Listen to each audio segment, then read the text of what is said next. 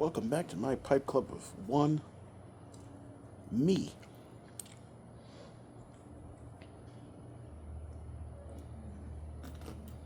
I've got my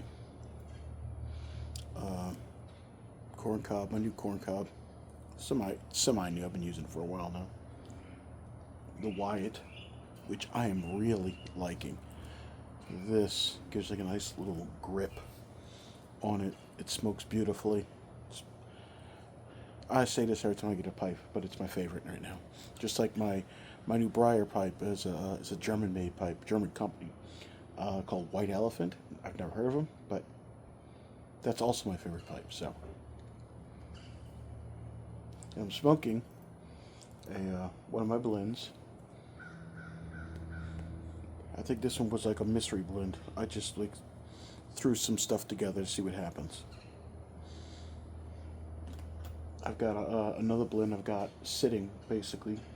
I got a little bit of it drying out, but the most of it I got sitting in a jar. I basically threw a bunch of Bright Virginia, and then some Rustica, Perique, Dark Fire Kentucky, a little bit of Cavendish, very little just to give it some smoke, some weight. And then I put bourbon. I soaked it in bourbon. So now I'm letting it just sit there, and I pressed it together. So we'll see how that turns out.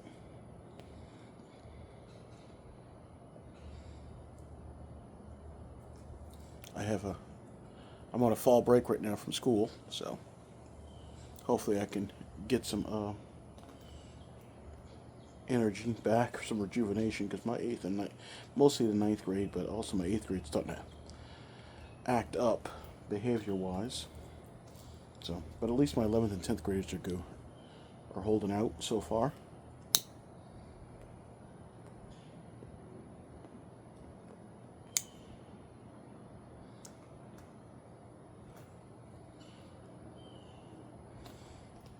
Now I thought I would make a little video about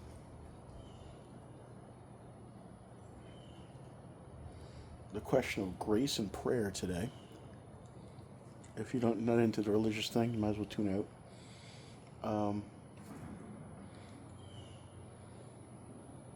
Especially when it comes to, I see people asking, what's the point of sending prayers, sending, some people say thoughts and prayers. They make it sound like it's, like some people say sending vibes, which I hate that phrase. That means nothing. Vibes is nothing. Fix this up here. It's new age BS. It's just a feel-good statement. But prayer's actually doing something.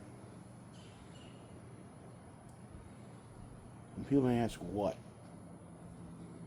Oftentimes people think about if God knows all things, and what's the point of prayer, right? Well, a few things to consider.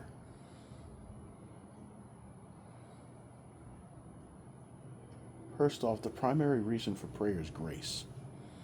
You can think of grace as like God's life and power within you, right? Anytime God does something, that's His grace.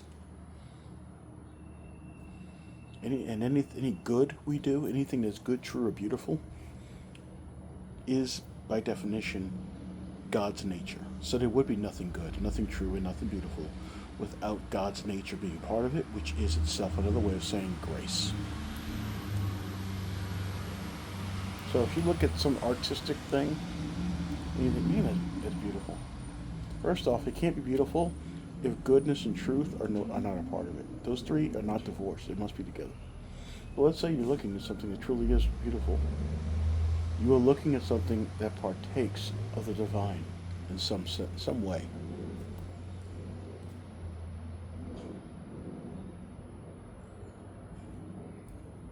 And so, when you pray, you're having grace poured into your soul so that you become more like God. And that has a real effect on you.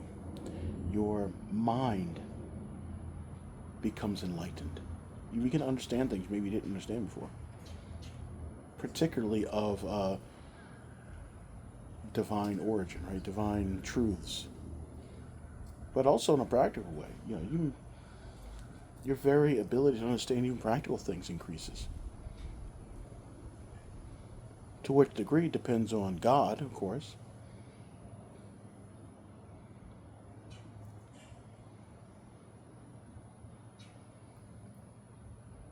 And so grace has a really practical effect. That we tend to think, well, I'm a normal, intelligent person, therefore I know, what 2 plus 2 is, right? I know these things. But if what you know is true, that is directly because God has placed that grace within you. And we've taken it for granted. Sometimes we need to have it taken away in order to understand just how for granted we take it, right? There are plenty of people who don't have that ability to reason. Well, I shouldn't say reason, but their ability to advance is limited. Now, for what reason? Ultimately, I don't know the mind of God, but one of those possible reasons, is to show us, don't take it for granted, because you could lose it just as easily. So say your prayers.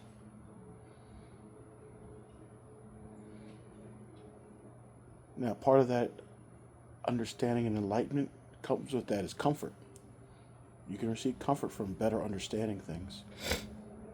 And if there's no understanding that you can handle that moment, then that other part of grace is simply the ability to accept God's will in this, whatever's going on. Why am I saying all that? Because when people go through horrible things, and I always bring it back to negative experiences, because I feel like that's what a lot of people go through. I feel like a lot of people look at God and they think, well, I should have nothing but happy times, right? But it's really the bad times where who we are and what we believe is tested. So I bring it back to all these hardships, because it's easy to say, hey, believe in God when you got it going good, you know.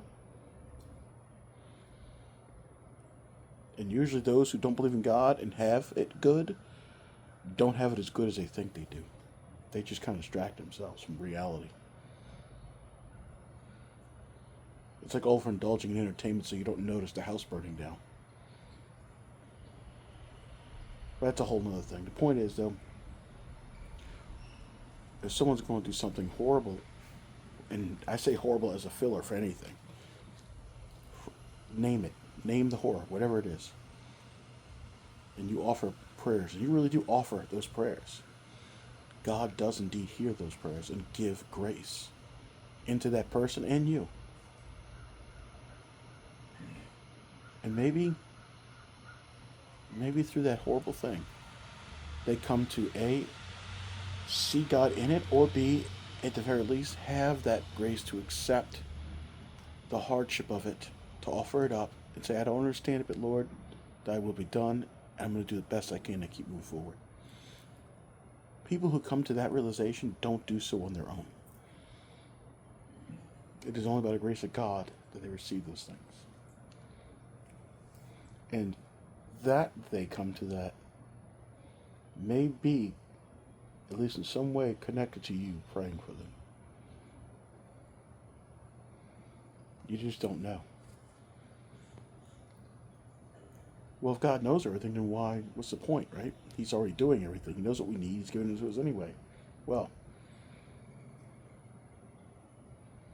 Abraham was told to sacrifice his son. Okay? God knows full well what Abraham's going to do. The two things he wants. He wants Abraham to make the effort to let go of his son for God's sake. Abraham needs to do it. He needs to get to that point where he can say, all right, I'm going to let this go. I'm going to do what I'm told. So it's a lesson for Abraham. It's for Abraham to detach himself so that he's not overly attached to the son over and above God. Now, it's also there to teach us all a lesson. So when we read it, we can see Jesus Christ and how God the Father doesn't withhold his son, right? He sacrificed him. But for our lesson today. He's doing it so that Abraham is being forced to stretch himself, like telling your child, okay, you need to learn how to walk. Walk. I know you can walk. I know you can do it. You don't know you can do it.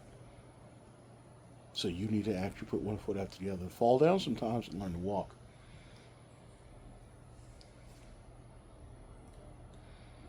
But there's another reason too. God does it this way. God knows He's going to destroy Sodom and Gomorrah, in the same story of Abraham. Why did He let Abraham argue him down to what? If you find 10, if you find one, right? As if his mind was being changed. If Abraham did not ask, God was going to destroy it all. The point is, though, He wanted Abraham to ask Him. He wanted him to pray for them, to intercede. If you don't ask, I'm going to do this. But it's like the parent who secretly, please ask. I want you to ask. I want you to say this, right? If you would just ask for mercy, I'll give it. But if you don't ask, then I'm not going to give it. I guess you have to be a parent to understand that analogy. When you punish a child, but in the back of your head you're hoping, you want them to just say, please, Daddy, I'm sorry. So that you can say, all right, don't worry about it, right? So you can let it go or lessen it to a degree. If you would just turn to me and be humble, then I would take this punishment and at the very least lessen it or even do away with it. But if you don't ask, well, then I'm going to go through with it, right? God knows what He's going to do in our lives, in the life of this world. It's very fallen, and this world burning down right now. But He wants us to ask for mercy. He wants us to turn back. Just come back.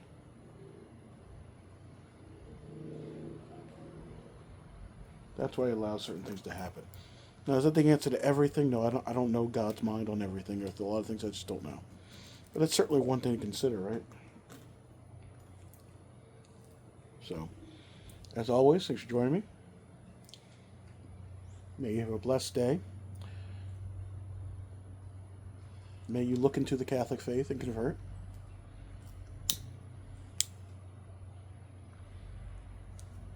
God bless. God love you.